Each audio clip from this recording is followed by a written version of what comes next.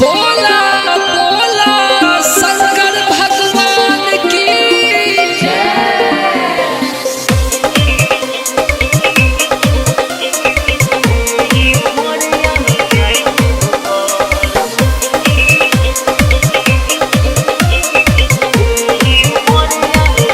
ऐसे जाता कहाँ कुर्ता झाड़ के अपना गला में कंठी माला डाल के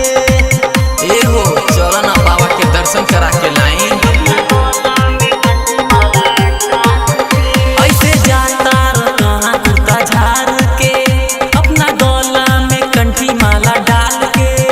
डोंट टच मी डियर ऐसे बोलो ना यार हम तो जाता नहीं बाबा के द्वार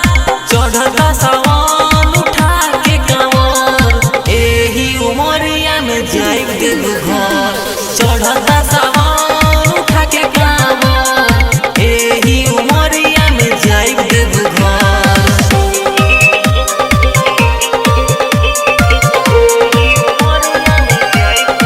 अभी आप सुन रहे हैं जय श्री एसेट कंपनी की प्रस्तुति। चलो तू कांवर उठा ल चलो न देव घरे हो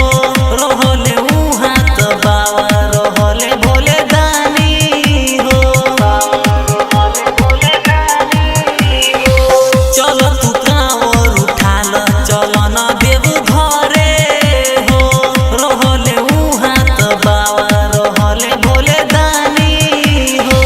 पीछे त पड़ल है पूरा इलाका लेकिन हम मिल जाई पावल पाका